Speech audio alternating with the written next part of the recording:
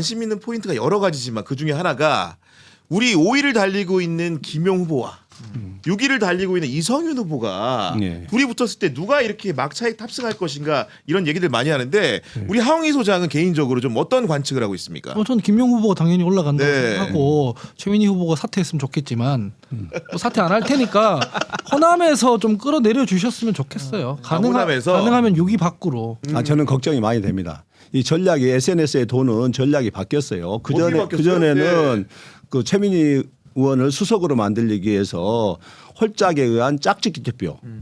홀순난 생일인 사람은 이제 최민희, 뭐 한민수. 그다음에 짝순난 예를 생일이면은 들면, 네. 예, 최민희, 이성윤 이렇게 했는데 지금 그래서 최민희 의원이 지금까지는 수석을 1등을 하고 달리고 있죠. 네. 그러다 보니까 지금 이성윤 의원이 이제 6위권으로 떨어졌단 말이에요. 그러니까 저쪽에서는 지금 보니까 3명 다 들어가게 하는 전략.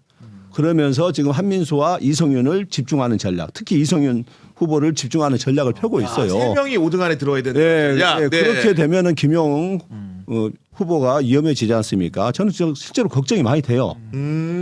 예, 그래서 저는 제가 개인적으로는 제 뭐 페이스북이나 이걸 통해서 김용 엄청 하고 계시죠, 예, 지금. 김용을 제가 네. 많이 응원하고 있는데 우리 이번 이 방송을 듣는 우리 당원 동지 만 분이 보고 여러분들도 계시니까. 예, 김용 의원을 후보를 좀 많이 응원해 주시고 지지해 주시고. 근데 어제 그래서 송영길 후보님도 그 질문에서 예. 청와대 가면 대통령님하고 누구 데리고 가고 싶냐 했을 때 이제 김용 후보 얘기를 어제 또 그러니까 꺼내신 거 아닌가. 공개석상에서. 예, 예. 네. 그러니까 어제 공개적인 토론회에서도 말씀하신 거는 우리 조 의원님 예, 말씀대로 그럼요. 이제 김용 후보를 5등 안에 대통령의 마음이 사실 예. 우리 용이 아닙니까? 무조건 거기에 넣겠다. 그 애틋한 마음이 다들 담겨 있지 않습니까? 자신의 원인은 아니에요? 뭐 저는 이제 뭐 이제 국회에서 활동하고 있으니까 뭐 거기까지는 안 가도 그 정말 대통령의 분신으로 활동하다가 정말 세 번이나 감옥에 좀 억울하게 옥고를 치르고 그리고 또 지난번에도 78명의 의원들이 추천을 그렇습니다. 했음에도 불구하고 보궐선거에서 또 공천을 받지 못하고, 네. 고배를 마시고 그럼에도 불구하고 또 좌절하지 않고 영남 어려운 선거판에 가서 또 백의종 견해서 돕고 이런 사람이 최고위원이 되면은 네. 정말 당을 위해서 24시간 일할 수 있습니다. 우리 국회의원들은 또 국감도 해야 되고 최고위원을 하더라도 또 의정 활동을 해야 되지 않습니까? 그렇겠죠. 네. 김용은 평당원입니다. 평당원. 정말 시간이 많으니까요. 24시간 정말 그러니까 김용 후보는 네. 또 누구보다도 그 당정청의 가교가 돼서 온몸을 불살라서 일할 수 있는 애정이 사람 많으시잖아요. 아니겠습니까? 이재명 예, 애정이 제일 그럼요. 많고. 아니 그리고 우리 방송 이제 최고 애청자 이선희님이 이제 김민석 당대표 물병 장군님과 이잼 깃발 아래 파이팅할 날이 옵니다. 비싼 난닝구 입은 나의 탑티어 김용 기자님, 신인규 하원기 조계원 의원님, 똑띠 이유진 기자님도 파이팅 해주시기 바랍니다라고 하면서 슈퍼챗 보내주셔서 너무나 감사드리고 또 역시 우리 방송 너무나 사랑해주시는 성종성님은 김민석 의원님 입성하시면 꼭 민생 챙겨주세요. 그러면 이잼 지지율 상승은 자연스럽게 오를 겁니다. 라는 말씀 주셨고요. 112님은 부모님 찾는 그분은 뭔가 콤플렉스가 있는 것 같아요. 라고 의문을 제기해 주셨다는 말씀 전하면서 자연스럽게 우리 최민희 후보 얘기를 해봐야 되는데 우리 최민희 후보를 향한 독설은 하원기 소장이 정말 제일 세. 제일 세게 합니다. 근데 지금. 저는 네. 독설이 아니라 그냥 상식적으로 그렇게 돼야 된다 생각합니다. 저 뭐 이제 너무 센 거 아니냐고 해서 이제 그냥 후보 사퇴 정도만 얘기하고 국회의원직 사퇴까지는 조금 삼가고 있고 네. 최소한 과방위 지금은 이제 문체위죠. 과방위가 방송 그리고 문체위가 신문 언론 소관하는 상임위 아닙니까? 적어도 언론을 소관하는 상임위에서는 사보임 해라 이 정도가 제 요구입니다. 그렇군요. 그분이 그런 식으로 하는데 언론 개혁한다 그러면 언론인들이 받아들이겠습니까? 언론 탄압으로 받아들이지.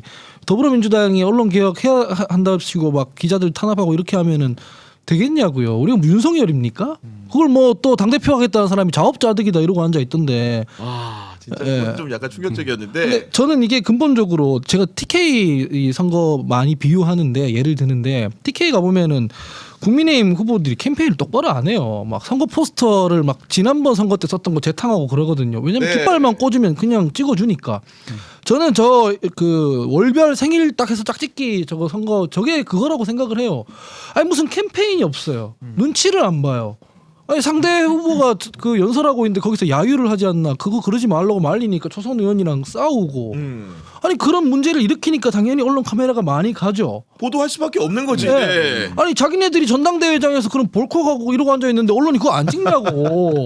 본인들 행동은 돌아보지도 않고 당연히 거기 많이 찍는 겁니다. 네. 그리고 자꾸 고소한다 그러니까 더 언론이 쓰지. 그것도 좀 그거 찍고 보도하고 하니까 그걸 보좌관들이 가서 막 카메라 막고 막 그러고 있는 게 이게 상식적입니까? 아니, 사실? 그러니까 그게 지금 오마이뉴스랑 벌어진 문제인데 사실 이유진 기자는 사실 정치부 출입으로서 오랫동안 정치인들을 많이 만나봤으니까 지금 최민희 후보와 오마이뉴스 중에서 누가 더 잘못했다고 보십니까? 일단 잘잘못을 떠나서 그렇게 카메라를 막는 소위 말해 카틀막이라고 하잖아요. 취재 방해 행위를 과방위원장을 하신 분이 한 게 맞느냐라는 생각이 들고 심지어 이분 민언연 그러니까 민주시민 언론연합 거기 대표이시기도 하셨었잖아요.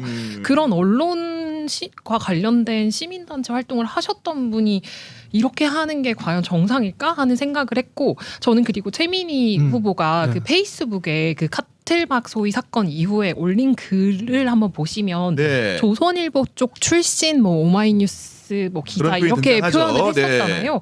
근데 이게 제가 취재를 해보니까 그 카틀막 사건 때 옆에 있었던 그 카메라 기자님이 아니라는 거예요. 그러니까 마치 이제 읽는 분들 입장에서는 그 보좌진을 뭐 소위 말해서 뭐 이렇게 찍고 있어서 문제가 됐다라고 하는데 그 당사자가 조선일보 계열 출신인 것처럼 읽히기도 하는데 그게 아니라고 하더라고요. 다른 사람이라고 그러니까 몇몇 사람이 하더라고요. 다른 경우에 연관이 돼 있는데. 네네네. 그래서 그게 자칫 잘못 읽으면 조선일보 계열의 기자가 문제가 있어서 우리 보좌진에게 아니 어떤 조선일보 행동을 출신이라 해도 그러면 안 되는 거죠. 네네. 당연히. 그래서 약간 그 팩트가 호도되게끔 글을 올려서 평소에 팩트 하시던 분이 이렇게 해도 네. 되나? 라는 생각을 했었고 오히려 그 최민희 의원이 옛날에 TV조선 그쪽에 장기적으로 패널에 2016년부터인가 활동을 조선에 패널로 나갔대요. 했었어요. 활동했어요? 예, 나갔어요. 오히려 진짜야? 그쪽에 보니까 나 몰랐네 그것도. 그때 네. 사실 사람들은 그 TV 조선에 대해서 엄청나게 그 많이 그 비판하고 있을 때 민주당 사람들은 성토하죠. 그렇죠 성토하고 있을 때 네. 오히려 본인은 거기 패널로 활동한 경험이 있고요. 그리고 이번에 보면은 최민희 의원은 정말 명백하게 잘못했다. 저도 같이 언론개혁 특위를 같이 활동을 했었습니다. 아 그렇군요. 네. 네, 이번에 그 어쨌든 망법 개정하면서 같이 활동했고 본인 스스로가 전설의 가방위원장 이 호칭을 듣기를 좋아했는데 정말 전설적이네요. 진짜 네. 전설이에요.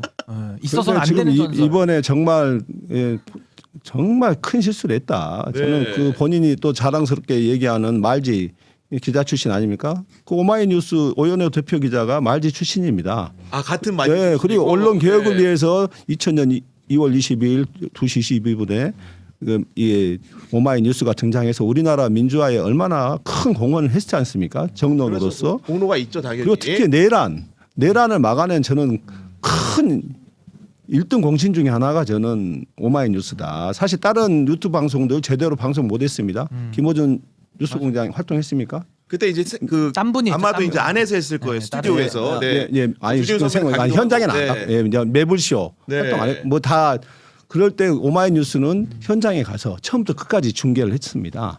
현장에서 시민들이 다 모여들 수 있게끔 볼 수 있게끔 다 그 방송사가 오마이뉴스입니다. 우리 민주진영의 정말 중요한 소중한 언론인데 네. 그 언론을 향해서 지금 자신을 자신을 비판한다는 이유로 세상에 카틀막이 뭡니까? 그러니까 거기에 등장하는 네. 직원을 조선일보 출신이라고 하는 것도 그런데. 예, 조선일보 출신이라 하더라도 문제가 네. 본인이 잘못한 아니 거죠. 그리고 조선일보한테 그렇게 해도 안 된다는 그럼요. 거 우리가 지금 합의하는 네. 내용인 거고 이건 자격이 없는 예. 내용이고 또 하나는요 이분들이 또 재래식 언론이라고 많이들 쓰잖아요. 그러니까. 근데 TV조선 기사는 김용남 후보 공격할 때 또 엄청 인용해서 쓰대요 그분들이. 나 미치겠어 진짜. 아니, 그때는 또 막 TV조선 기사인데요. 김용남 예. 후보 막 또 비판할 때 또 재래식 갖다 또 옵니다. 먹어요. 그러고 네. 나서 또 최민희 후보 옛날에 2022년도 11월에 한 얘기가 있어요. 어디 라디오 나서 한 얘기 같은데 취재 거부의 자유는 일반인한테만 있고요.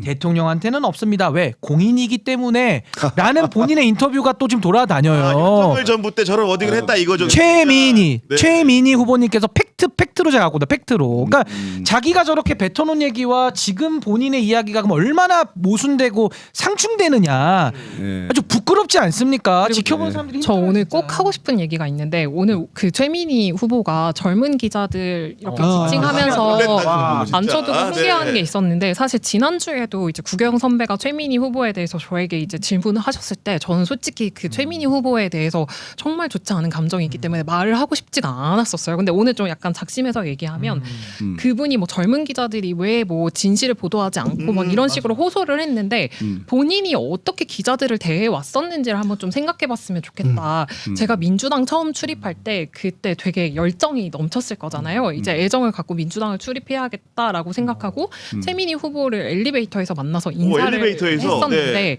경향신문 이렇게 명함을 보시더니 명함 안 받아요 이렇게 하면서 아, 명함을 진짜요? 다시 돌려주는 거예요. 진짜요? 왜요? 정말이에요. 그래서 제가 그 이후에 여기가 걔가 그 직전에 윤석열 정부 때 경찰청을 출입하면서 그 언론 탄압이나 이런 거에 대해서도 아마 구교영 선배도 잘 아시겠지만 저희가 되게 열심히 기사를 썼었잖아요. 맞아요. 네. 근데 제 개인적으로 드는 생각이 이 민주당도 그럼 윤석열 정부랑 크게 다르지 않은 것 같은데 취재에 대해서 이렇게 닫혀 있다고라는 생각이 1차적으로 충격을 받았고 그래서 좀 시간이 지나서 후배 기자한테 좀 많이 달라졌냐 최근에 최민희 물어봤어요. 네, 네. 의원에게 이렇게 나는 이런 일이 있었는데 괜찮냐라고 물어봤더니 본인도 똑같이 당했다는 거예요. 취재 똑바로 하세요. 이렇게 하면서 그냥 처음 만나서 인사하는 막내 기자였는데 충격적인데. 네, 그 말을 듣고 상처를 엄청 받았다 그러고 이게 어떻게 보면 직업인으로서 존중받지 못하는 기분을 느꼈다는 거예요. 그 친구 같은 경우도 미디어 담당을 하면서